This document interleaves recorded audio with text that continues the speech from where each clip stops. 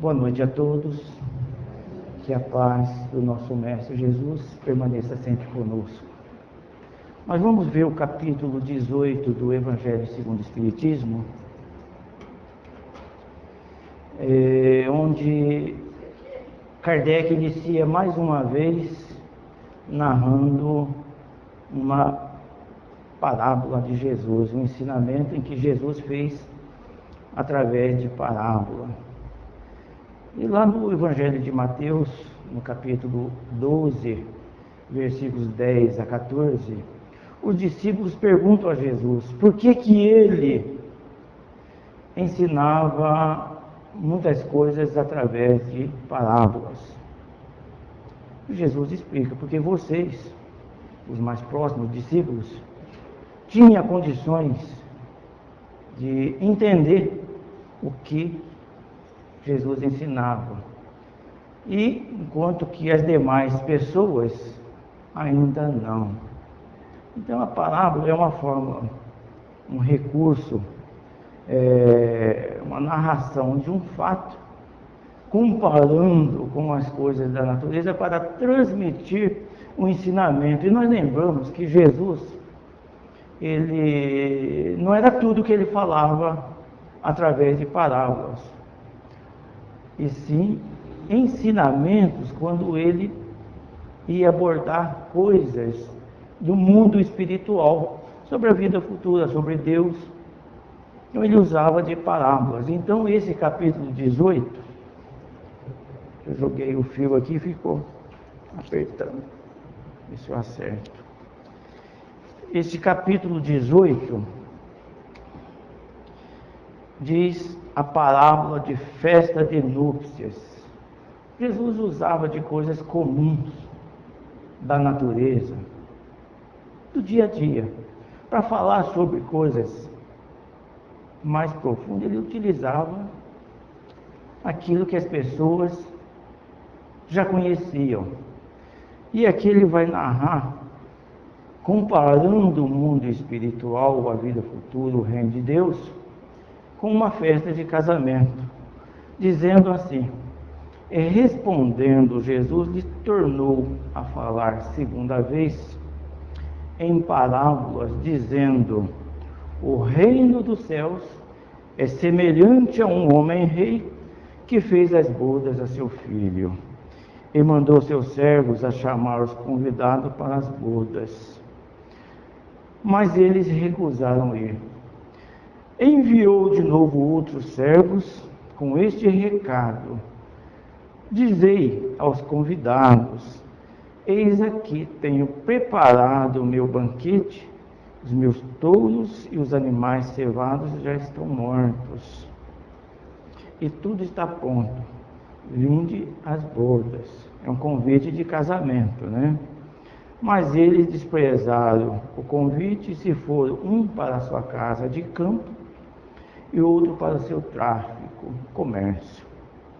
Outros, porém, lançaram mão dos servos que ele enviara, e depois de os haver ultrajado, os mataram.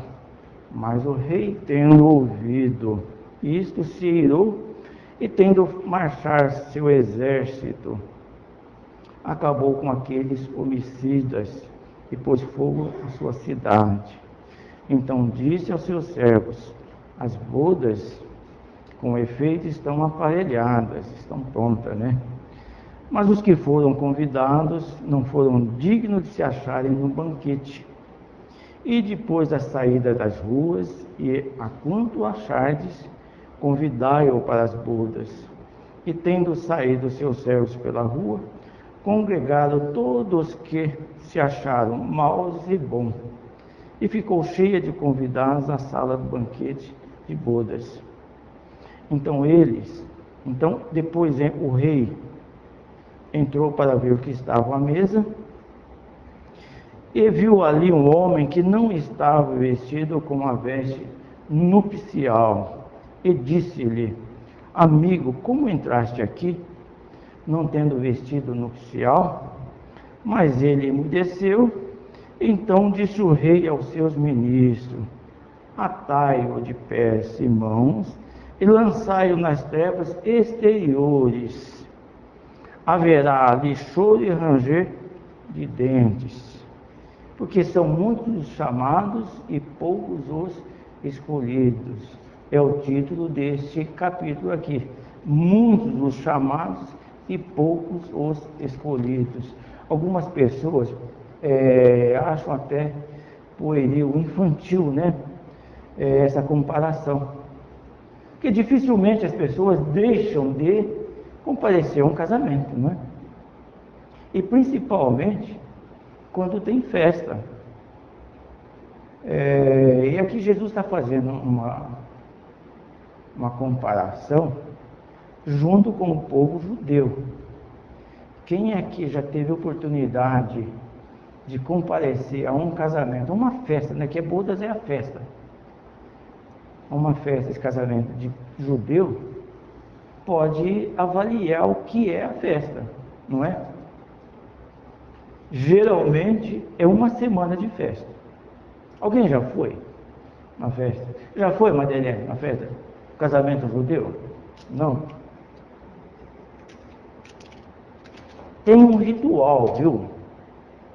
Tem um ritual para seguir. Eu não sei se ainda atualmente é assim, mas cada convidado leva uma lanterna. Levava uma lamparina, não. Levava.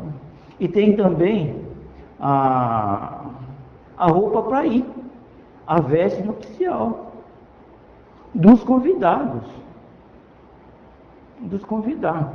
Então é festa para muitos dias. Então Jesus compara o mundo espiritual, o reino de Deus, a esta festa, onde há só alegria, só diversão, onde as pessoas estão excessivamente contentes.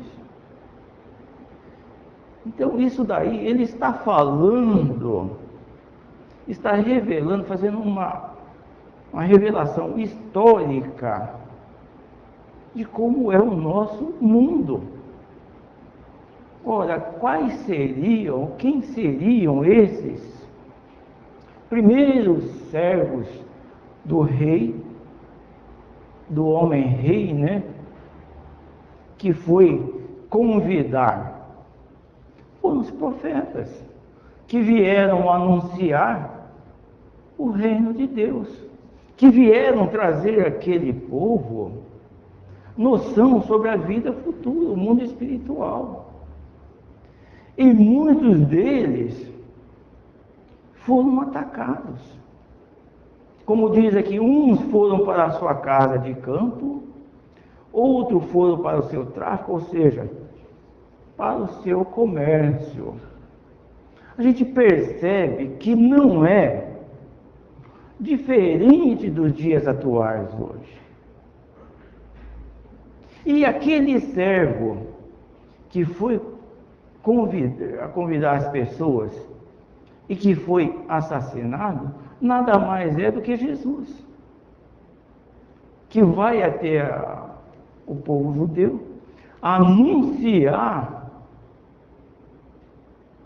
a boa nova, e simplesmente não entenderam e mataram. E esses povos todos que foram convidados é o povo judeu. Mas por que o povo judeu?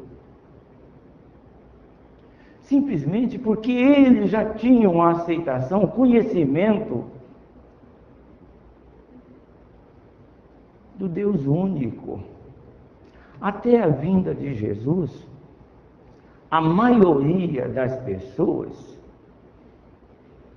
adotavam o politeísmo, a crença em vários deuses e a idolatria, ou seja, ajoelhar perante um ídolo de barro e ficar admirando. Então o povo era assim, era o paganismo. Mas o povo judeu, que é o mesmo povo hebreu, é a mesma coisa, são os mesmos que vieram ali do Egito e que através de Moisés receberam a revelação divina, que nós conhecemos os 10 mandamentos, e o primeiro mandamento, aquele que diz lá: eu sou o Senhor teu Deus, que tirou do regime de servidão que se encontrava no Egito. E percebe-se que a dificuldade que se tem em congregar as pessoas em torno de um ensinamento, em torno de uma revelação. E isso aconteceu e acontece até hoje. Até hoje. Muitos de nós que aqui estamos, aqui na Casa Espírita, ou outros que foram em outras casas espíritas, nós fomos convidados por alguém. Uma boa parte, sim. Alguém chegou, vai até lá, vai conhecer. E para isso, nós precisamos entender e conhecer que a pessoa aceita a existência do Espírito. Porque tem pessoas que, se você convidar, ele fala: Deus me livre, não vou lá de jeito nenhum. Eles não conhecem a doutrina espírita, nem mesmo superficialmente, não aceitam o Espiritismo. Mas muitos de nós viemos através do convite e fomos ficando. Mas muitos vão embora. E muitos, uma boa parte que nós convidamos, não vem de jeito nenhum. Não aceitam. São verdades do nosso dia a dia. São realidades que nós devemos encarar. Então, primeiramente, o convite que é feito se dirigiu, foi restrito ao povo judeu, que viraram as costas, que não aceitaram. Aliás, até hoje, o povo judeu ainda espera a vinda do Messias. Até hoje. E eles acreditavam na vinda do Messias, como ainda acreditam, mas naquela época, eles entendiam que com a vinda de Jesus, do Messias, iriam dominar o mundo. E quando todos eles se recusam a ir até a festa, né? Percebe-se aí que essa comparação, um casamento, com a revelação do mundo espiritual. E o casamento, o que é? Uma aliança. Uma aliança entre o quê? Entre duas pessoas que entendemos que se amam. Então, essa aliança, simbolicamente desta parábola, é entre Jesus e a humanidade. Aliança que muitos não aceitam ainda, porque é difícil uma transformação imediata. É difícil uma aceitação quando nós deparamos com um mundo bastante deturpado nos dias atuais. Então, aquele senhor que estava fazendo o casamento do seu filho, diz lá: vai aí para todas as saídas da cidade e convida todos. E o que foi feito? Através de quem? Coube ao apóstolo Paulo, o apóstolo dos gentios.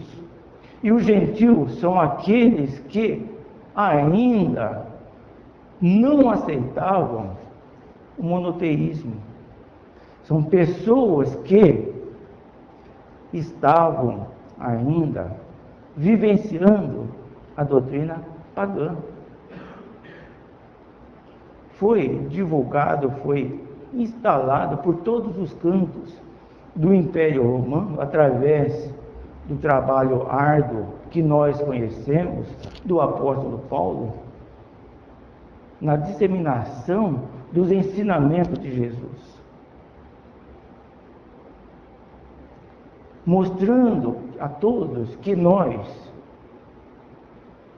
não somos restritos a berço e túmulo. Não somos restritos. Ou seja, que a vida continua e que as promessas feitas por Jesus não se realizam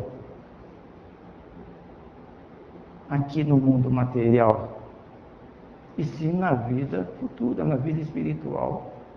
Muito embora nós já podemos vivenciar aos poucos aquilo que nós vamos ver no mundo espiritual, aqui na Terra nós já começamos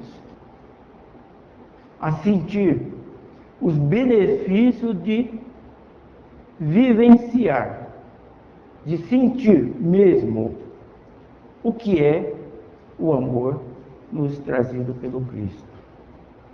E essa veste nupcial, hein? O que seria?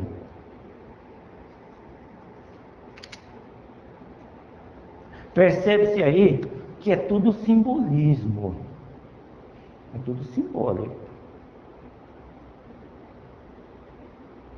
Então, essa veste nupcial é estar preparado, é a purificação da nossa alma, dos nossos sentimentos, é o conhecimento das leis de Deus e vivenciar essas leis de Deus.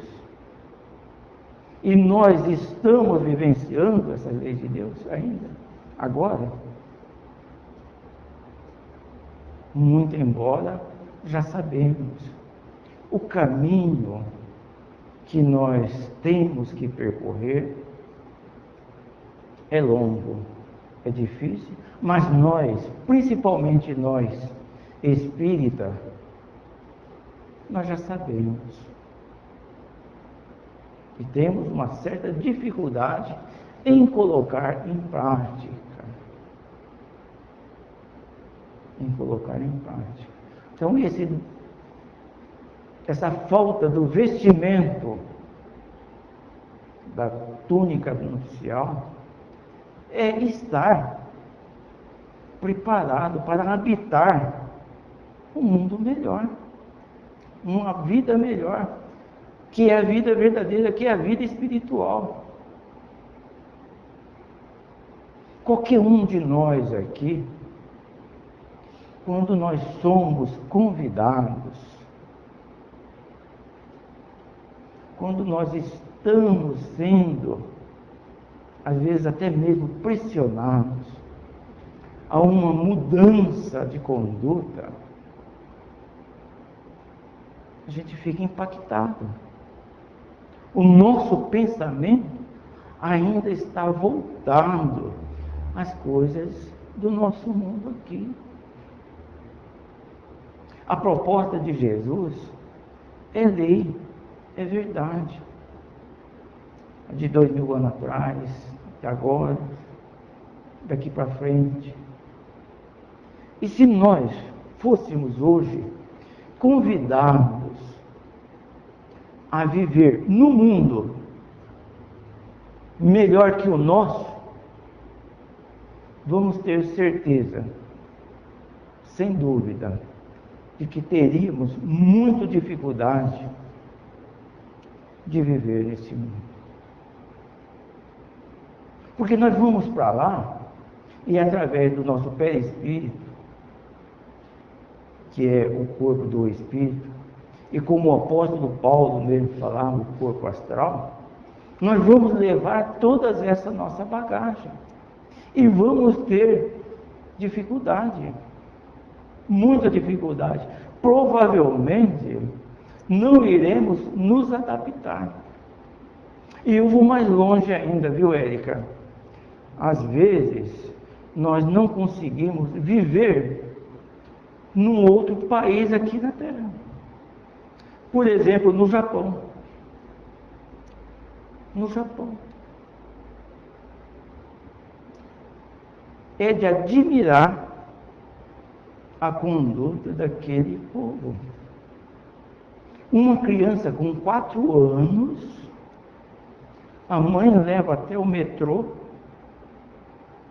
e ela vai para a escola no metrô sozinha, com 4, 5 anos. Sabia? Ela tem um apito. A única coisa que pode. Se ela sentir pressionar, qualquer dificuldade, ela apita.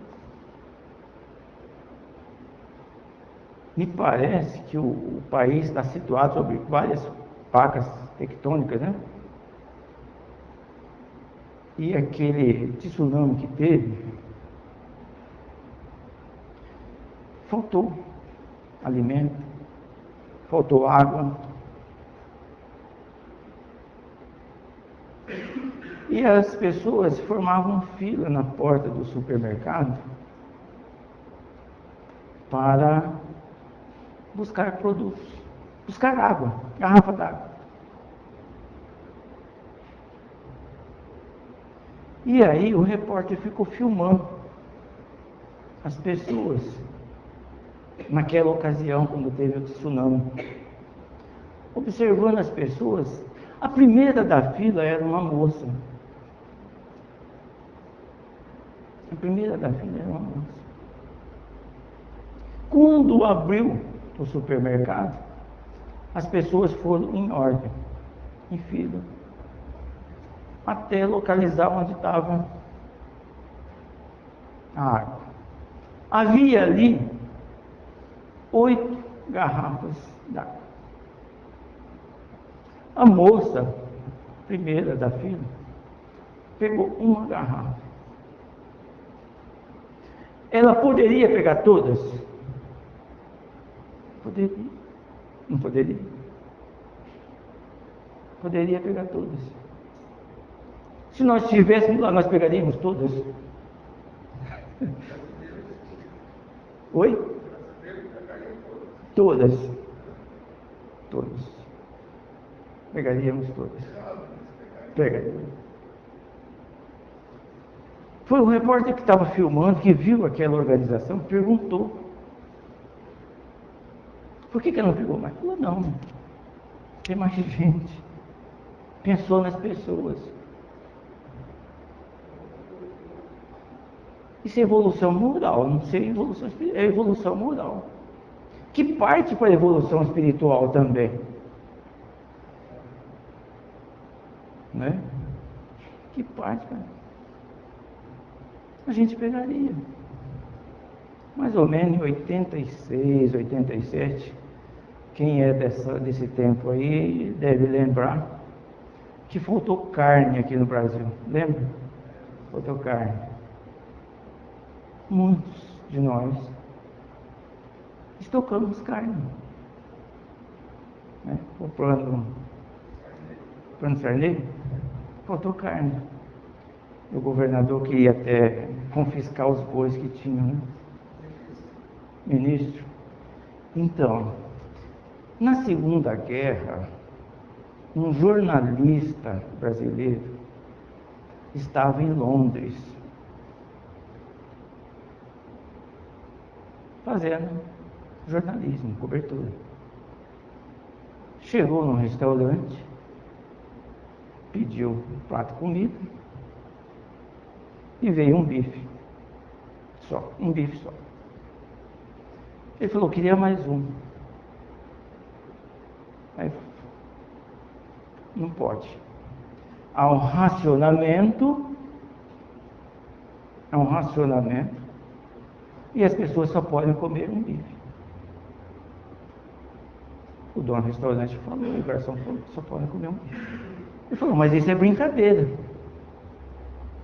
Eu posso atravessar a rua aqui no outro restaurante e pedir um bife lá.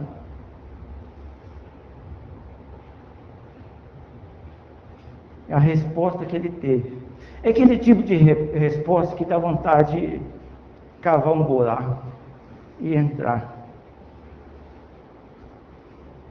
O senhor pode fazer.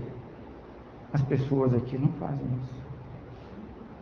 Então, será que nós poderíamos habitar um mundo mais evoluído do que a Terra? Nós já fomos convidados, hein? E estamos sendo convidados constantemente. E não é pelo WhatsApp, pelo Facebook, não. Estamos sendo convidados a todos os momentos. Quando deparamos com situações e que nós observamos e falamos assim, precisamos realmente mudar. O que é que nos falta? Hein, Patrícia, o que está nos faltando? Oi?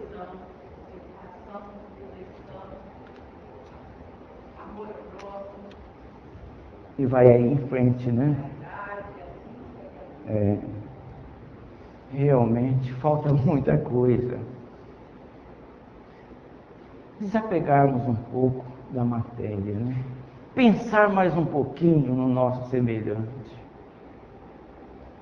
O convite já foi feito.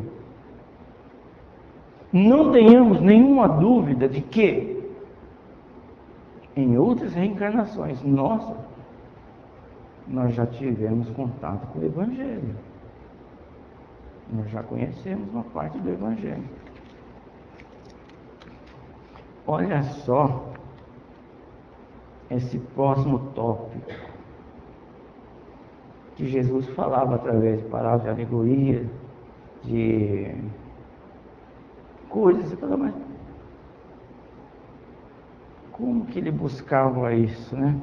Então é um conselho que ele nos dá assim: entrai pela porta estreita, porque larga é a porta e espaçoso o caminho que leva à perdição, e muitos são os que entram por ela. Que estreita é a porta e que apertado o caminho que leva para a vida, e quão poucos são os que acertam com ela. É uma forma de nos explicitar, né? De maneira que nós devemos nos conduzir. Em todas as situações nossas, nós vamos deparar sempre, no mínimo, com duas alternativas. Aqui Jesus nos mostra duas, nos apresenta duas: a porta estreita e a porta larga. Ele diz assim, ó: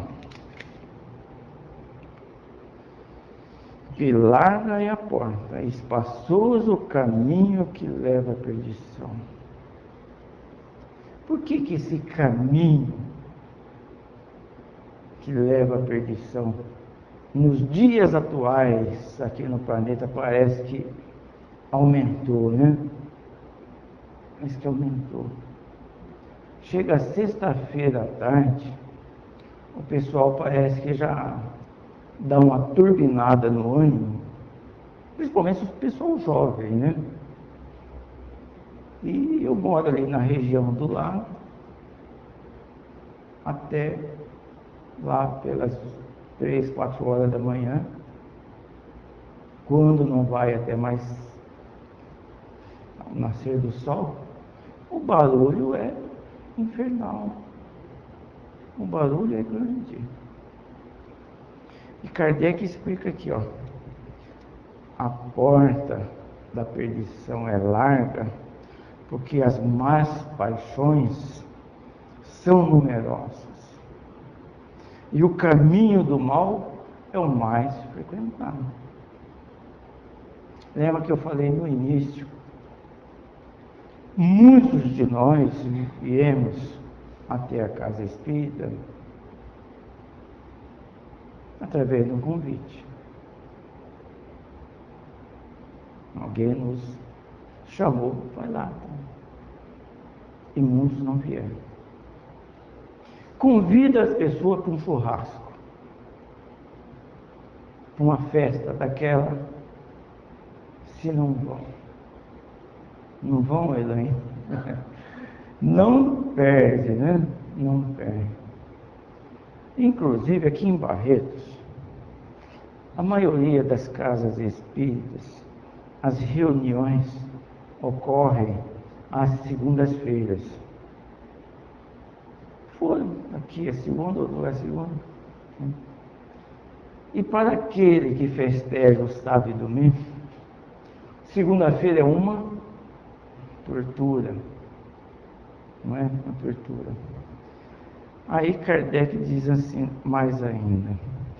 A da salvação, a porta da salvação é estreita, porque o homem que deseja transpô-la deve fazer grandes esforços para vencer as suas más tendências.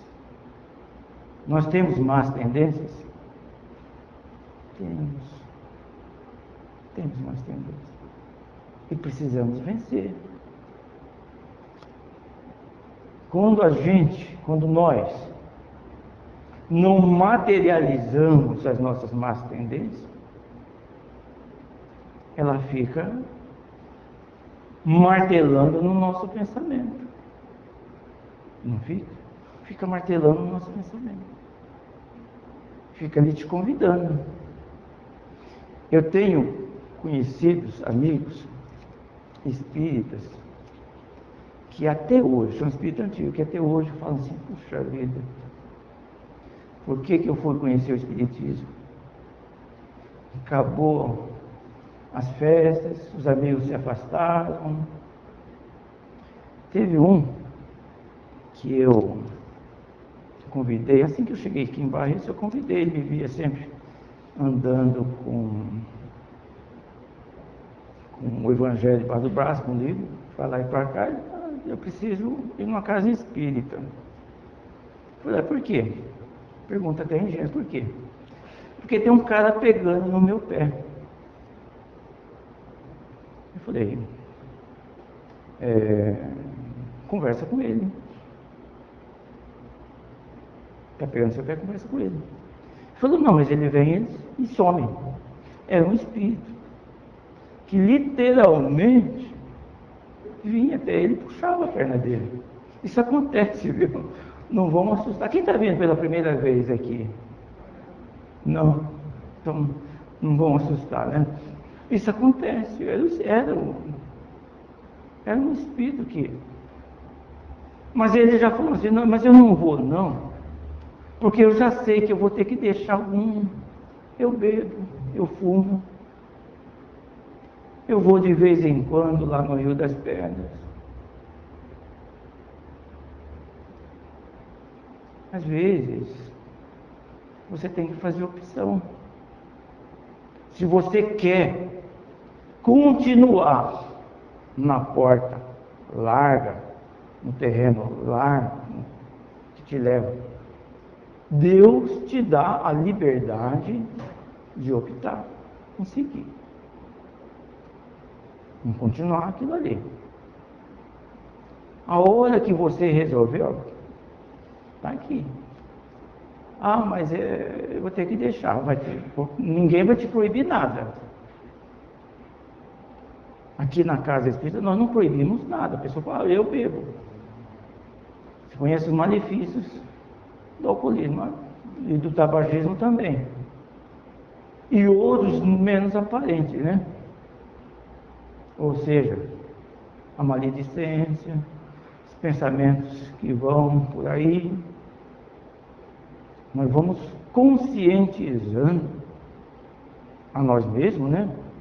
E as pessoas que não convém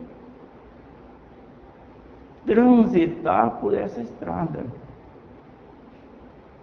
E tem uma outra observação que Kardec coloca aqui, dizendo assim, ó, esse é o estado atual da humanidade terrena.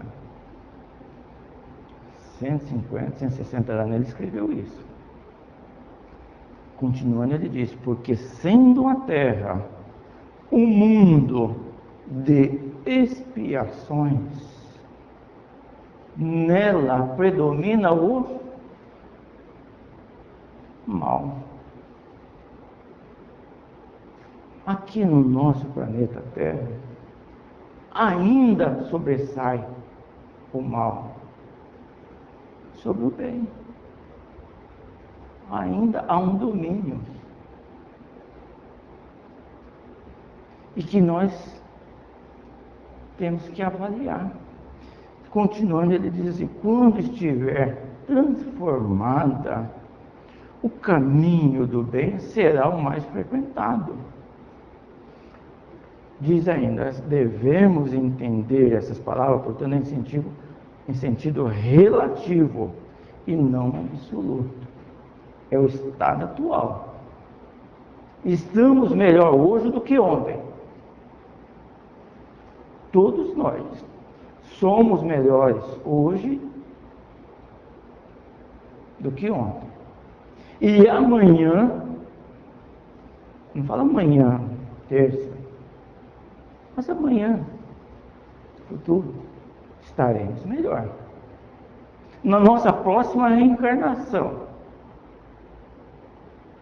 que se Deus quiser, todos nós poderemos reencarnar aqui no planeta Terra, estaremos melhor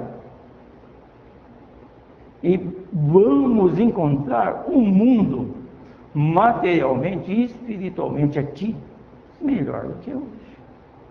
E podemos, viu, Érica, reencarnar lá no Japão, né? Não vai ser fácil, às vezes. Imagina cair uma rodovia, uma parte da rodovia, 48 horas depois está consertada.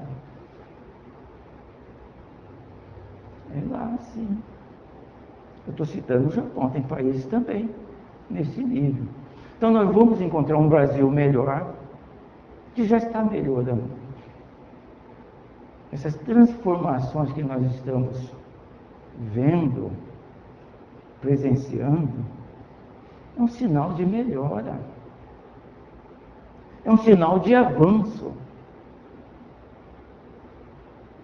Então nós, se reencarnarmos no Brasil daqui 100 anos, nós vamos encontrar um Brasil bem melhor. Não vamos? Tem outro tópico aqui, que foi extraído do Evangelho de Mateus, do capítulo 7, versículos 21 a 23, que Jesus diz assim: nem todo que me diz Senhor, Senhor, entrará no reino dos céus, mas sim o que faz a vontade do meu Pai que está nos céus. Esse entrará no reino dos céus. Muitos dirão naquele dia: Senhor, Senhor, não é assim que profetizamos em Teu nome, e em Teu nome expelimos os demônios, e em Teu nome obramos muitos prodígios?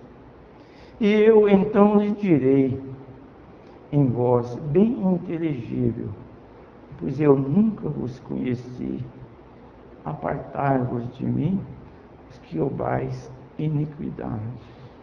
Por essas palavras, por esse ensinamento aqui, nós compreendemos facilmente que não basta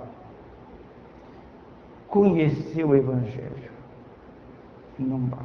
É importante conhecer. Tem muitas pessoas que conhecem.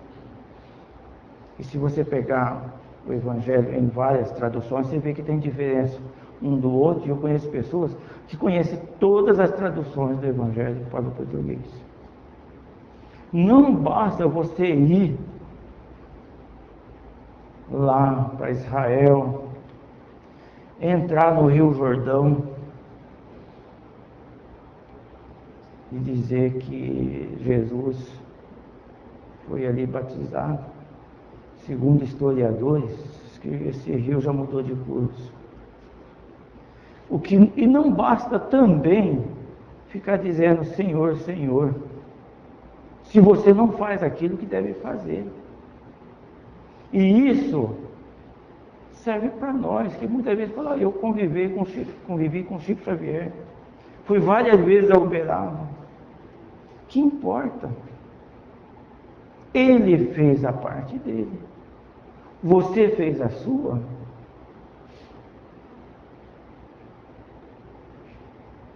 Você colocou em prática aquilo que você tomou conhecimento? Então, mais importante nessa transitória, nesse avanço nosso, é vivenciar, é colocar em prática esses ensinamentos. E Jesus também nos diz que mais será cobrado aquele que foi mais oferecido, que recebeu mais. E nesse ponto, nós espíritas podemos ter certeza, seremos mais cobrados. Estamos mais próximos da fonte. O nosso conhecimento a respeito da vida futura é mais forte, é mais concretizado, é mais sedimentado do que os outros que ainda nem sequer aceitam quando você convida e mal sabem que nós vamos estudar o Evangelho de Jesus aqui, conhecer o Evangelho de Jesus. E podemos ter certeza também, não adentramos a casa espírita por acaso. Eu vi a porta aberta ou me chamaram. Não. É que chegou o momento de nós ampliarmos a nossa visão sobre o futuro, para que seja implantado aqui no planeta um mundo melhor, onde as pessoas possam se entenderem mais, onde as palavras solidariedade, fraternidade, caridade não são apenas palavras, mas condutas. Seremos mais cobrados, sim, com toda a razão. Por isso nós devemos ter o cuidado, a cautela de como nós estamos nos conduzindo aqui na Terra. O que é que nós estamos fazendo dos ensinamentos de Jesus? Pois ao que muito foi dado, mais será cobrado. E não podemos argumentar, não podemos desculpar que estamos sobrecarregados. Pois o trabalhador da seara do Cristo,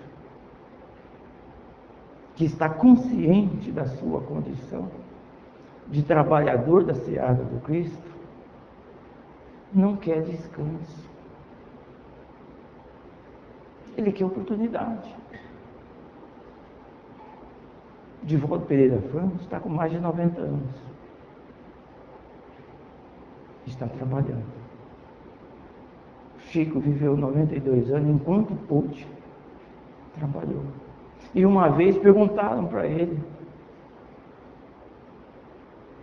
por que ele se empenhava tanto. E ele disse: preciso aproveitar essa reencarnação. Se ele, na condição dele, se colocava assim, imaginemos nós, o quanto nós precisamos ainda aproveitar essa bênção da reencarnação. Agora há pouco eu falei, se voltarmos daqui 100 anos, reencarnando aqui no planeta, vamos encontrar um planeta diferente. Mas será que daqui 100 anos vai ter essa facilidade que nós encontramos agora de reencarnar? que os casais hoje, né, Rosa, só quer ter um filho. Ou nenhum. Filho dá muito trabalho, não é? O pessoal pensa assim.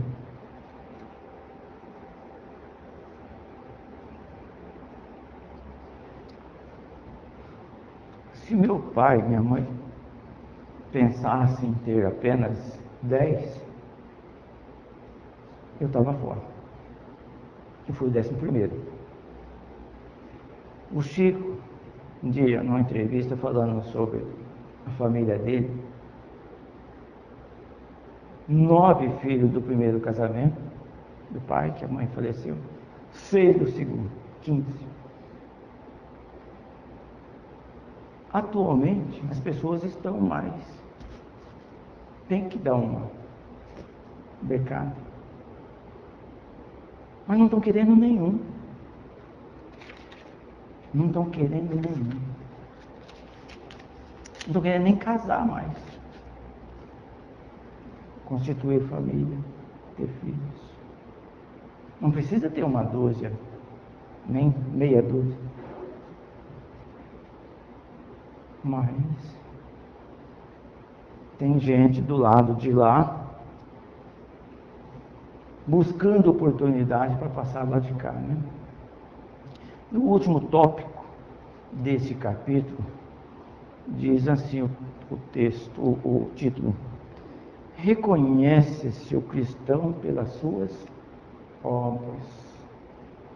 Então, voltando o que eu falei agora há pouco, você não identifica uma pessoa que se diz cristã pelo conhecimento, pelo saber dos ensinos de Jesus. Você reconhece ela por aquilo que ela está fazendo.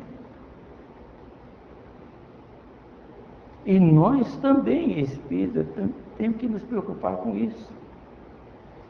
Quando você se identifica aí fora como espírita para as pessoas já olham de forma diferente.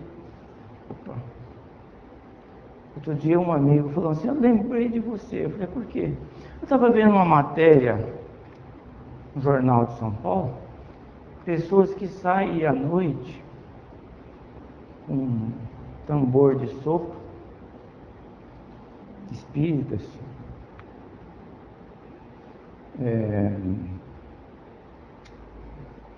socorrendo aqueles que estão debaixo da ponte e tal.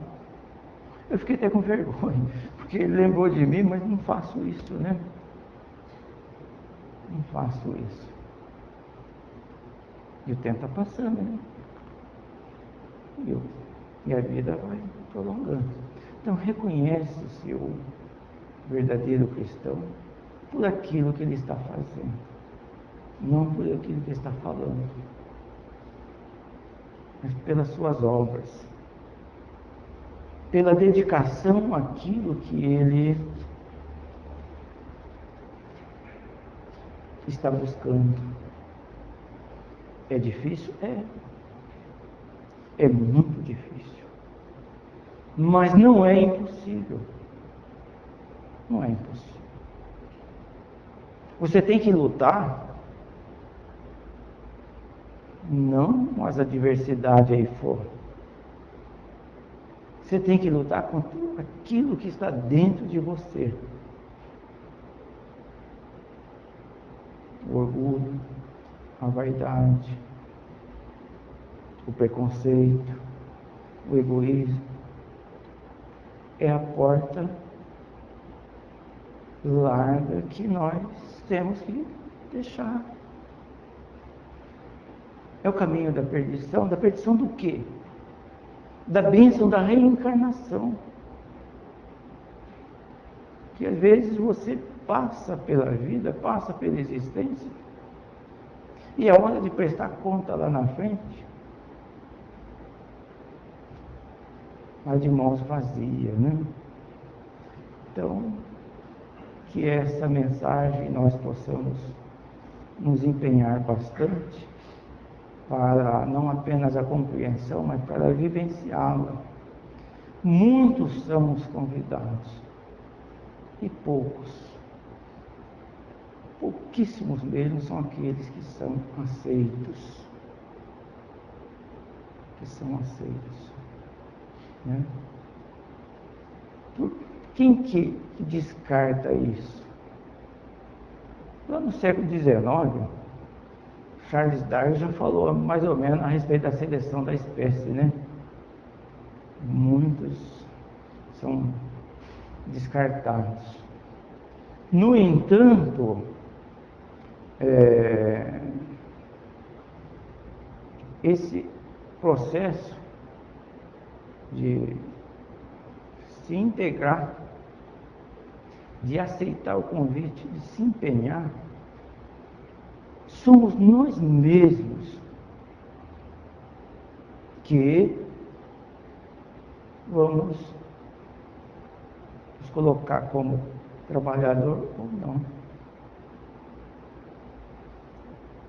Voltamos a dizer, as dificuldades surgirão. Joana de Ângeles, espírito, mentora do Divaldo Pereira Franco, certa feita ela disse a seguinte frase: quando tiver de pedir alguma coisa para alguém fazer, peça para aquele que está mais ocupado, porque o desocupado não tem tempo. Então que nós possamos nos ocupar ao máximo, para que outras oportunidades, para que esse processo de escolha, após sermos convidados, e que nós vamos escolher, seja proveitoso. Que Jesus continue nos abençoando sempre.